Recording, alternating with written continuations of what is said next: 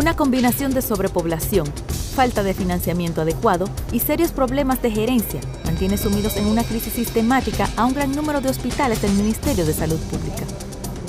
De esta deuda, que por demás es miserable, y llamamos al personal del Robert Rick Cabral, vamos a dar una semana para ver si estos aprestos se ponen en la práctica, para llamar a una asamblea hospitalaria, que es como tiene que ser, porque de otra manera sabemos cuál va a ser el tránsito.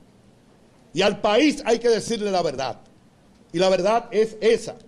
Todos los hospitales tienen deudas atrasadas. La situación se ha agravado en los últimos meses por los atrasos en los fondos reponibles, por las reducidas tarifas que paga el Seguro Nacional de Salud SENASA y por la baja cápita que reciben por cada afiliado subsidiado.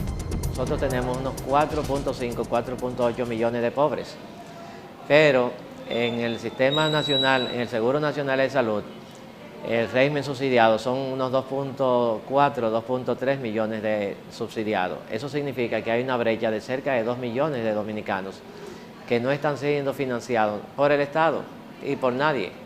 Entonces, esos 2 millones, .3, están creando una situación de presión al sector público, a nuestros hospitales.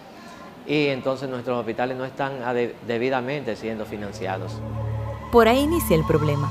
Este número no figura en ninguno de los renglones definidos con la entrada en vigencia de la Ley 8701 sobre Seguridad Social, que agrupó la población dentro de los renglones contributivos para personas con seguros privados, subsidiado para los asegurados con SENASA con fondos estatales y contributivo subsidiado que aún no se implementa. El régimen subsidiado, que es lo fundamental para el financiamiento de los hospitales públicos, es a través del Seguro Nacional de Salud, SENASA. Y SENASA, los niveles de ingreso de SENASA no son suficientes. Y entonces los aportes que hace SENASA por los servicios, en los servicios regionales de salud, es deficitario. Eso ha creado una situación financiera difícil en el sistema público. A eso se suma que muchas de las personas que tienen seguros privados vayan a los hospitales públicos en procura de atención sin que las prestadoras asuman el costo. Por ejemplo, el Robert Rick Cabral, el Darío Contreras, tienen de su población atendida un 28% que es contributiva, es decir, de gente que ya prepagó a administradoras de riesgo de salud, y esas administradoras de riesgo de salud no pagan a nuestros hospitales. En palabras llanas, los hospitales reciben mucho más del doble de los pacientes para los que tienen disponibilidad económica y espacio, provocando crisis como la denunciada hace alrededor de un mes en el Hospital Luis Eduardo Aybar, que fue declarado en emergencia.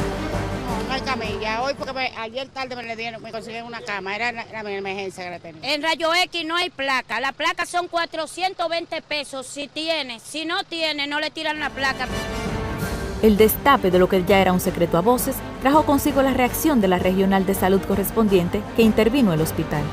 Hicieron esas intervenciones, contactaron que habían ciertos problemas de violación de procedimientos específicamente, y entonces, viendo la magnitud de las dificultades, el Ministerio de Salud Pública decidió intervenir el hospital. Se entran en un proceso entonces de poner en licencia en un caso y suspensión en otro, tanto al director como al administrador. El equipo de intervención que componen el doctor Manuel Méndez como director y Eridania Matos como administradora se ha hecho cargo del hospital, mejorando algunos de los aspectos, aunque otros persisten.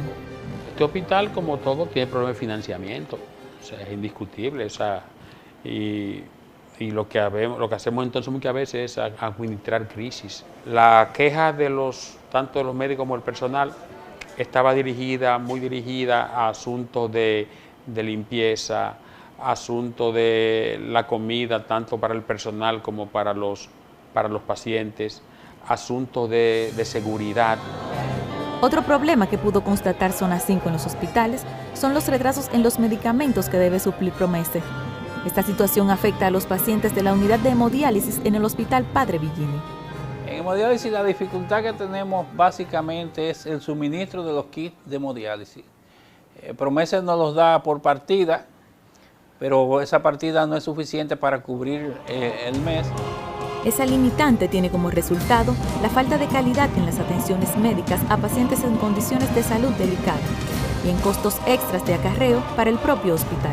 La primera consecuencia es sobre el paciente, le retrasa el periodo de estadía en cuanto a la diálisis, si tiene que esperar, si está supuesto a ser montado a las 7 de la mañana y no hay los kits, tiene que esperar, entonces eso trastorna todo el ciclo de hemodiálisis. Y entonces a veces el paciente viene condicionado para irse a una hora, tiene que irse más tarde o volver al otro día cuando si no le pues, se le puede dar la diálisis o reprogramarlo. Esas son también consecuencias económicas para el paciente. Aquí también es importante el costo que tienen con los pacientes con seguros privados, que representan el 40% de las personas atendidas, sobre todo en los costosos procesos de diálisis, sin que las aseguradoras se hagan cargo. El régimen contributivo no está pagando a esos servicios y está debilitando la calidad de los servicios, impactándolo mediante una mayor demanda, pero adicionalmente a ello no les pagan. Denuncias de serias precariedades se han observado también en el Hospital Robert Reed Cabral, donde hubo problemas de higiene que fueron denunciados y corregidos a raíz de las quejas. A todo esto queda la interrogante sobre qué hacer para mejorar las condiciones. El presidente de la República ha querido que nuestros hospitales estén abiertos a todo el público, sobre la base de los derechos constitucionales. Pero hay una ley que debe orientar a que los servicios que se presten a personas que ya pagaron su servicio, a entidades privadas, que esto garanticen por lo menos la atención de su estabilización. Hacia ahí debe dirigirse por lo menos, en este caso, el financiamiento del sector público. Está proyectada la construcción de 2 nuevas torres en el Hospital Luis Eduardo Aybar. Se trabaja en el Hospital Darío Contreras y hay planes de expansión en los demás centros. Falta esperar el cumplimiento de esas promesas y la corrección de los instrumentos legales que regulen el desorden que ha dejado a millones de pobres fuera del alcance de un servicio de salud adecuado. Un derecho indispensable para la vida, pero que los gobiernos incumplen de manera reiterada.